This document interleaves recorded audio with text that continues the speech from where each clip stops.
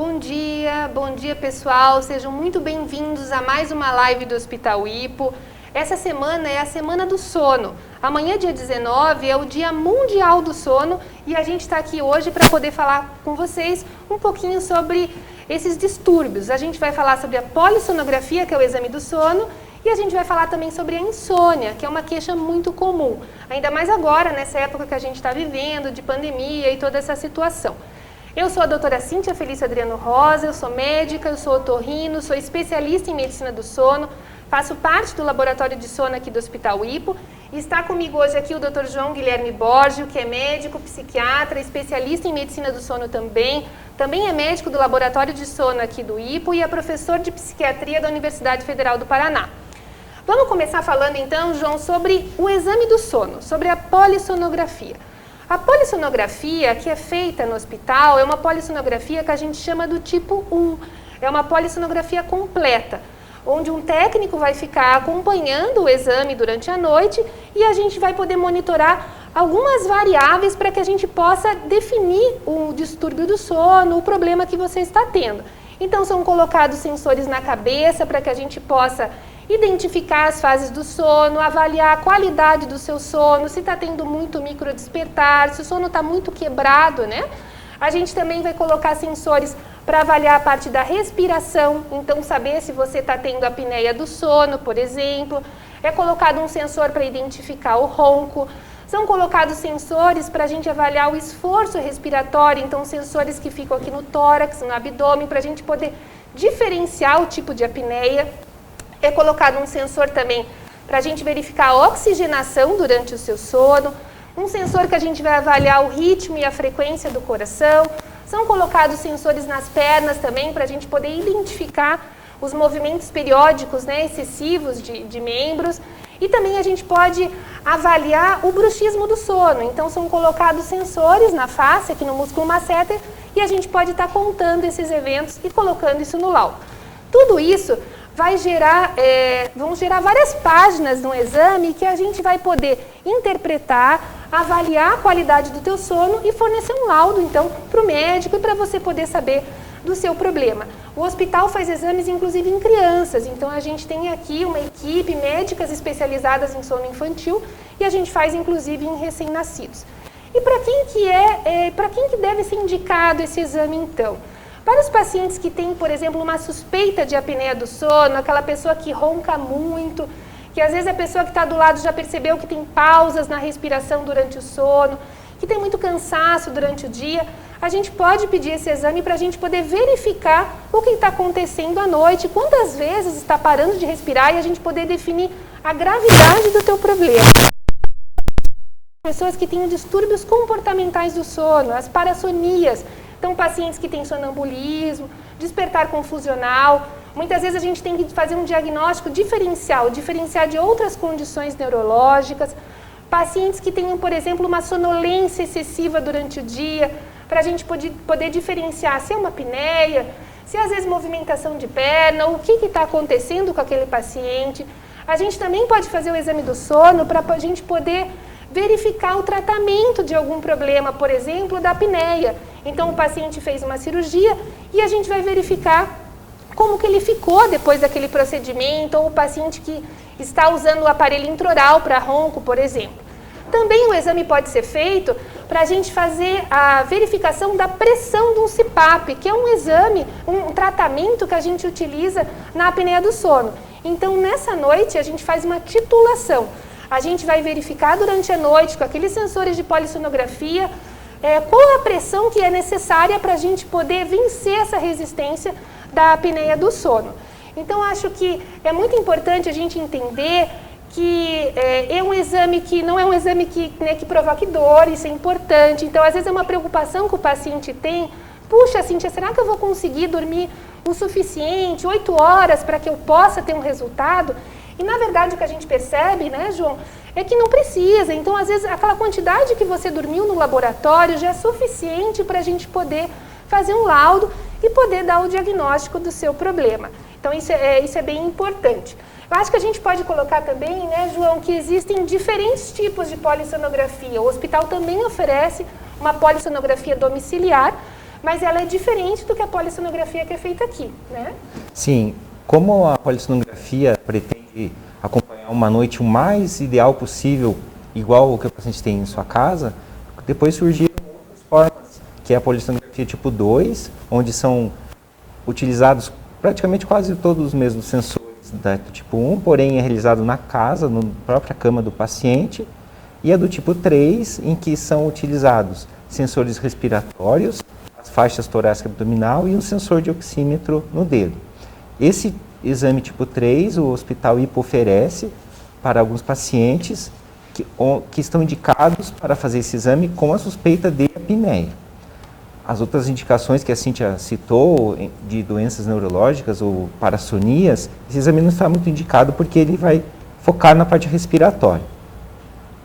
Como que funciona esse exame tipo 3? O paciente vem aqui no hospital, retira o equipamento e é fornecido para ele um vídeo explicativo, porque realmente são sensores até simples, né, de se colocarem. O próprio paciente pode, na hora de deitar, colocar no seu corpo, e se, no máximo, se ele tem alguma dificuldade, com o auxílio de um familiar mesmo, os sensores vão fazer o registro ali a noite inteira, no outro dia ele retira e, quando puder, devolve aqui no hospital.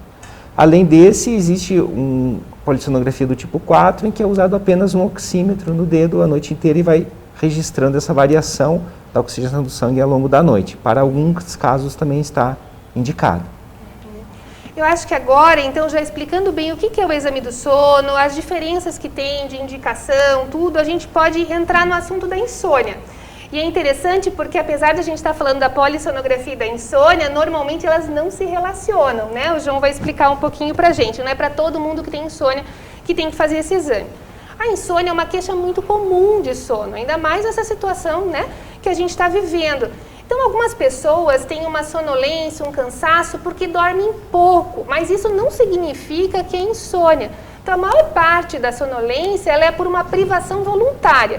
Você, mesmo tendo oportunidade de dormir, não vai dormir, fica muito tempo acordado até tarde ou acorda muito cedo de manhã.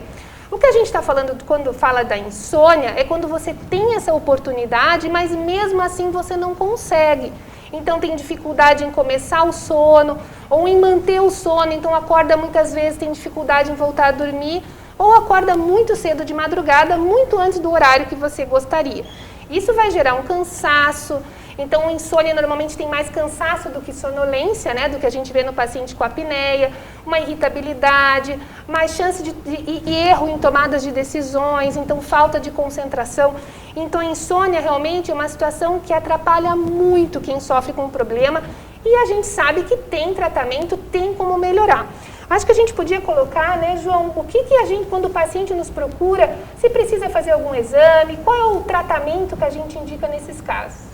Para avaliar o paciente que se queixa de insônia, precisa ter em mente que esse termo insônia pode significar apenas um sintoma, uma síndrome ou uma doença, um diagnóstico mesmo.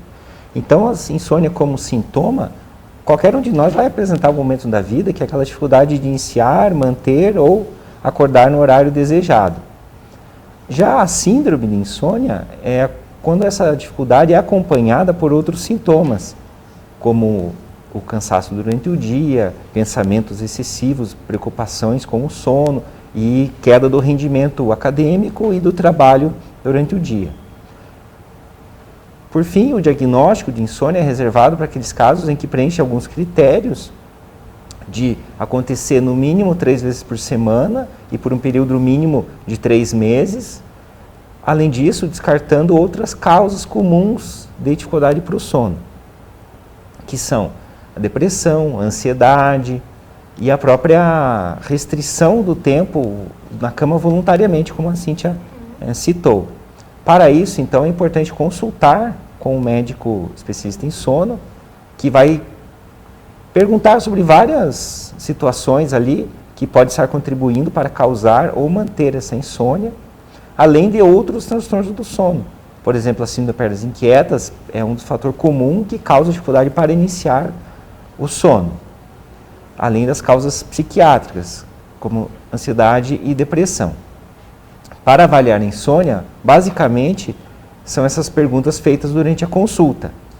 tanto para confirmar se se trata da doença insônia e não de um sintoma passageiro, e tão importante quanto isso, para descartar as outras causas.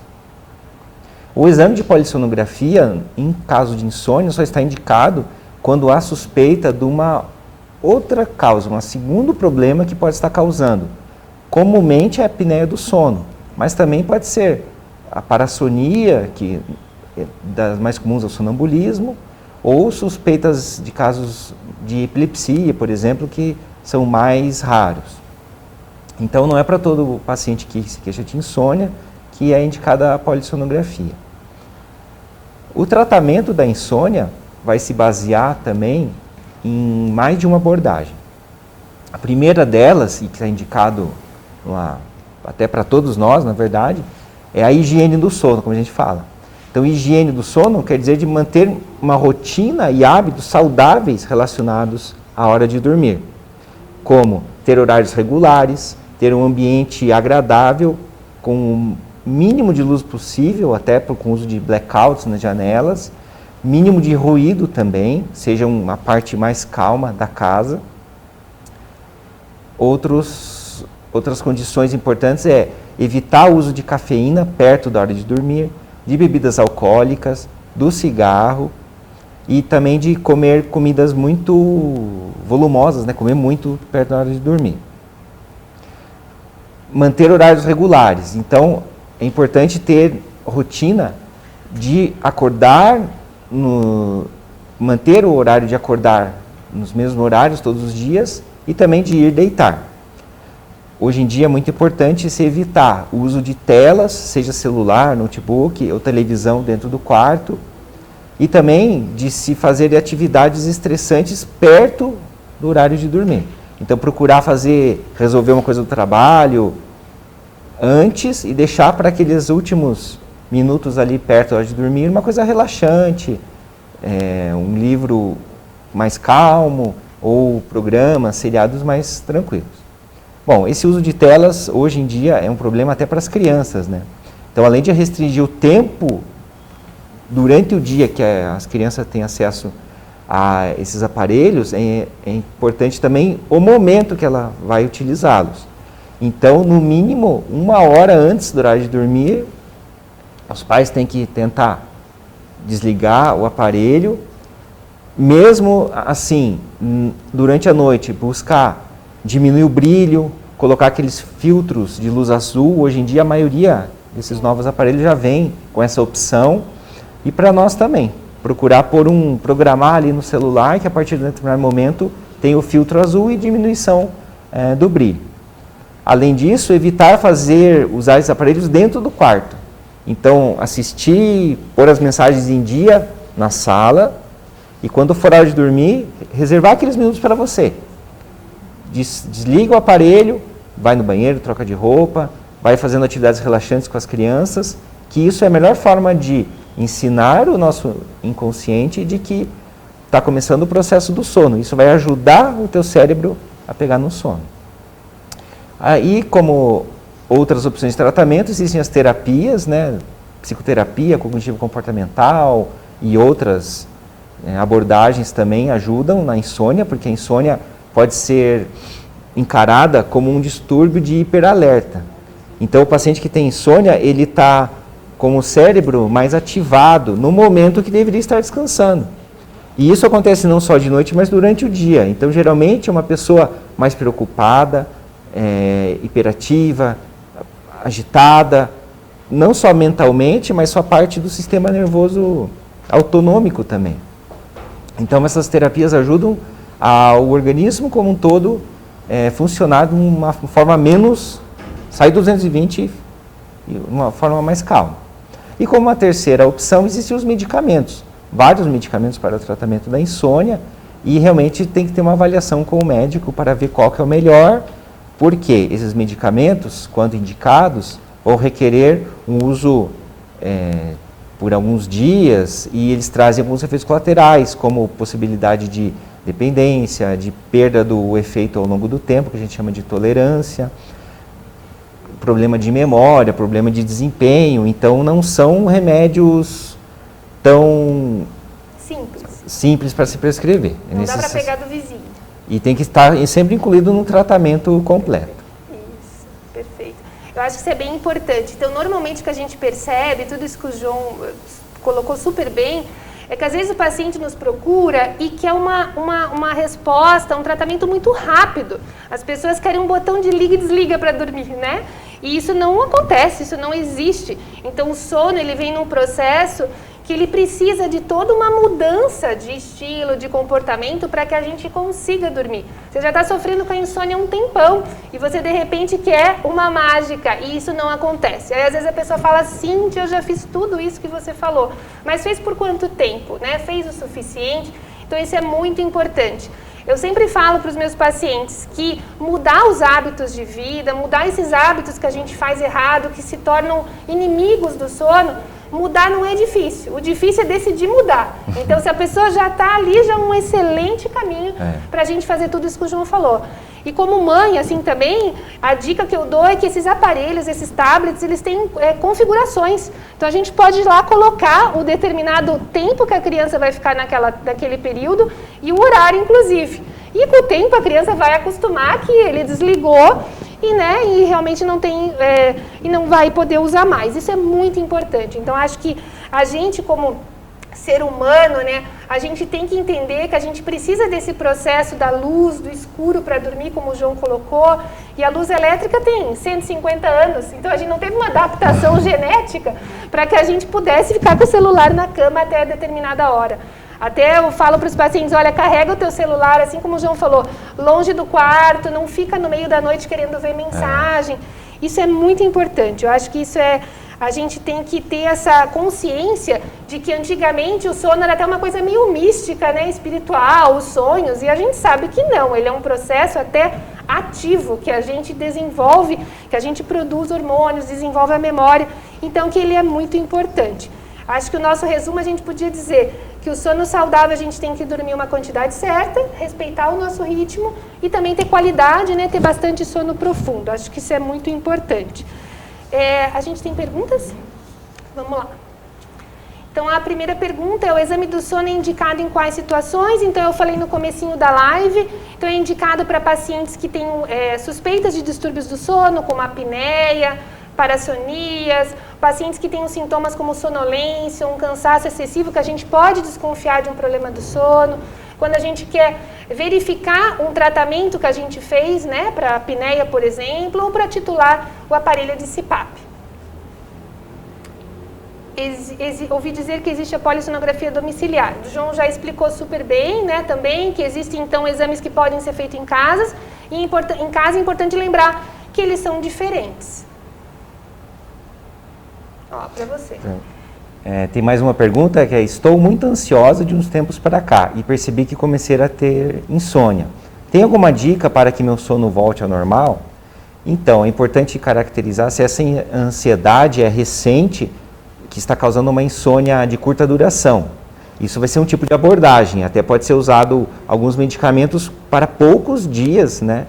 Sendo que esse motivo da sua insônia tem uma resolução. Vamos por um exemplo, uma morte na família, uma situação econômica transitória ali.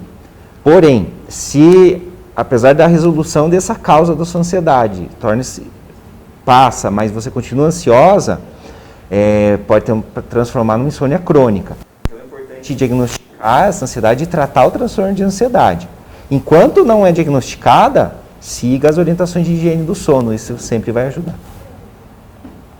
Próxima pergunta que veio aqui para a gente é: até que horas é recomendado utilizar aparelhos eletrônicos antes de se preparar para ir dormir? As pesquisas recentes mostram que é no mínimo meia hora, tá? Então, meia hora antes você desliga e para de usar. Mas para quem tem problema de insônia, quanto antes melhor. Se puder parar antes até, melhor. Existe tratamento para apneia do sono? Qual seria o mais indicado? Então, assim, existe inclusive mais de um tipo de tratamento. Então, o paciente, ele pode, dependendo da gravidade, do exame que a gente vai fazer no consultório, da nasofibroscopia, a gente vai tentar entender por que esse estreitamento está acontecendo, se é uma amígdala grande, se o paciente está acima do peso, né? Então a gente vai tentar identificar e com isso a gente vai orientar o tratamento. Então existem tratamentos cirúrgicos, tratamentos com aparelhos de pressão positiva, que é o CPAP, como eu falei no início, aparelho intraoral, fonoterapia, que são exercícios para tentar melhorar a musculatura, né, da faringe. Então não vai ter uma receita de bolo. Então na verdade vai ser o que for o mais adequado para você, dependendo da causa do problema. Mais uma pergunta, exercícios físicos, até que horas é indicado realizar à noite para que não interfira no sono? Para quem tem problema de insônia, deveria evitar exercício até 6 horas antes de dormir. Mas a gente sabe que na vida corrida é complicado. E inclusive depende do seu cronotipo. Se você é uma pessoa mais noturna, vespertina, você vai querer fazer exercício mais à noite, né? Então, no mínimo umas 2 horas a gente recomenda de intervalo. Outra pergunta é, se a pessoa não tratar a apneia do sono, o caso pode evoluir e piorar? Então, veja, é uma boa questão.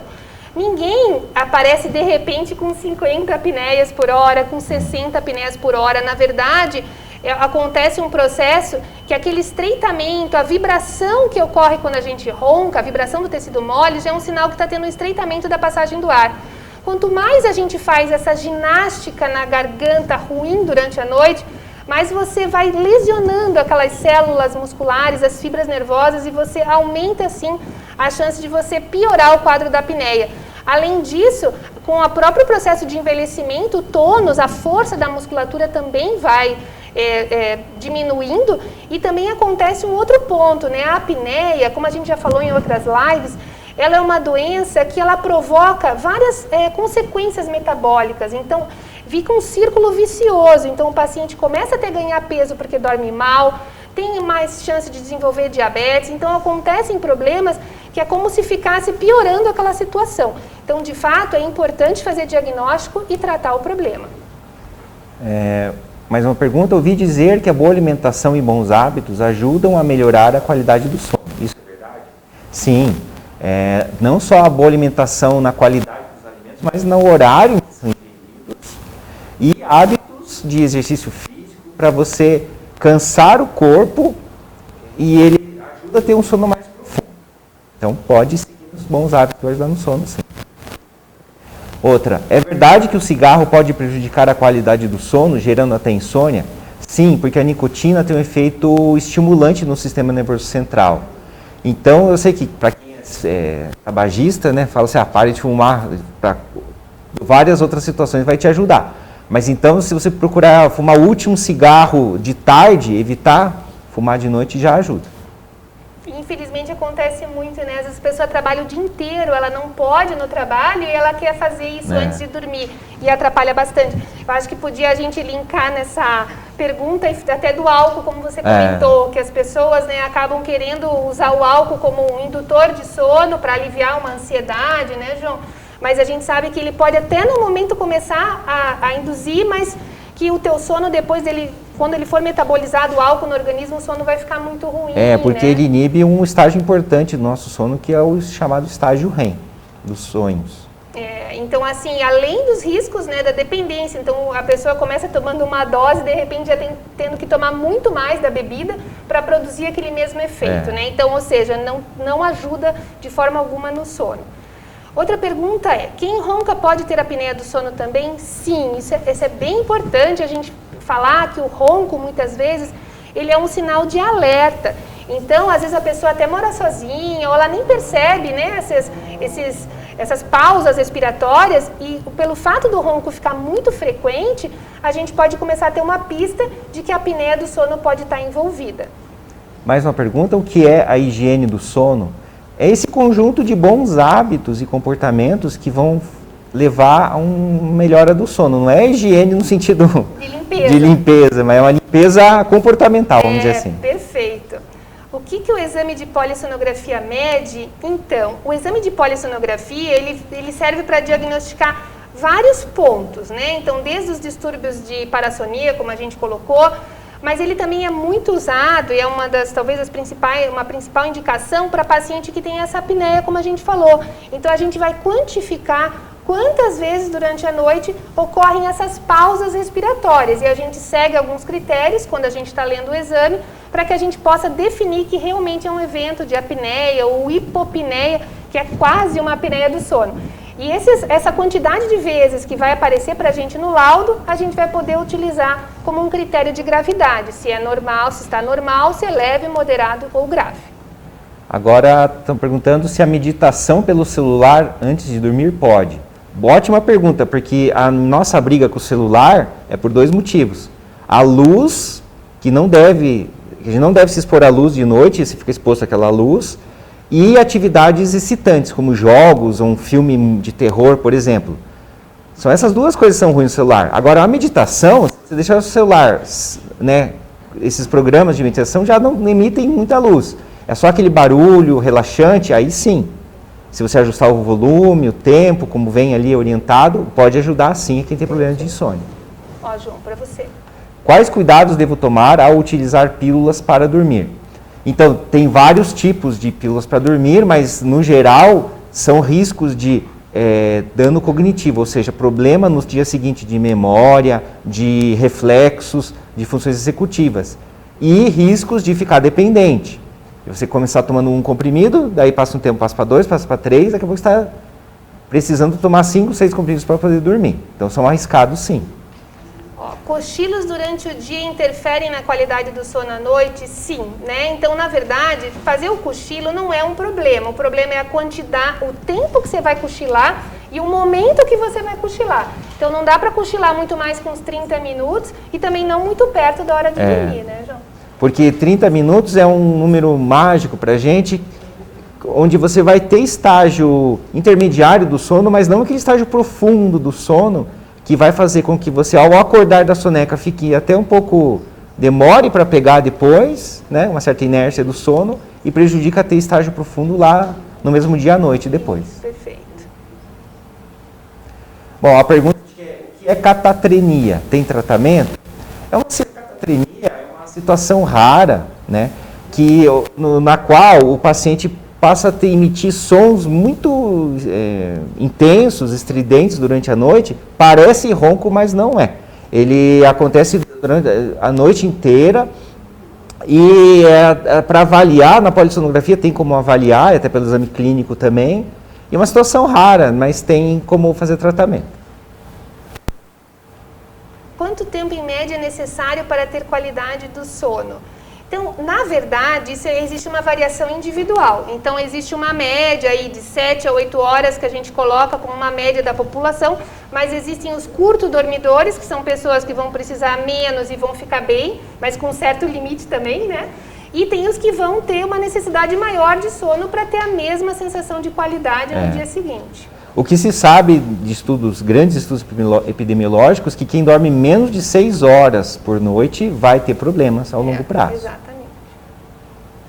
Então, muito obrigada, pessoal, aí pela participação de todos. Eu vou dar os recados finais. Essa live completa vai ficar disponível no canal do YouTube Hipoconecta. Se você conhece alguém que sofre desses problemas, compartilha lá para que eles possam saber um pouquinho mais. Se ficou alguma dúvida, a gente vai depois poder responder para vocês. Enviem uns comentários no post, né, aqui do hospital. Siga as nossas redes do hospital, @hipohospital. A gente tem a live na semana que vem também, então, nesse mesmo horário, produção, né? Então, tá bom. E a gente também quer lembrar vocês que o hospital está fazendo atendimento presencial, com as entradas separadas, então a gente faz uma triagem do paciente suspeito, os atendimentos eletivos mantém, inclusive nas nossas unidades fora do hospital. O João atende na unidade da Dr. Roberto Barroso, né, João? E então a gente tem também aqui no hospital o pronto atendimento 24 horas em otorrino e otorrino infantil. E a gente tem todas essas unidades fora do hospital, como eu comentei com vocês, né? Então elas também estão funcionando normalmente. E também a gente oferece aqui no hospital a possibilidade dos teleatendimentos, né? Então isso pode ser feito pelo site do Hipoconecta. A gente tem um novo serviço que é o Hipooftalmologia. E também a unidade da Dr. Roberto Barroso também agora conta com um pronto atendimento. Tá certo, pessoal? Muito obrigada. Obrigado. Obrigada pela participação.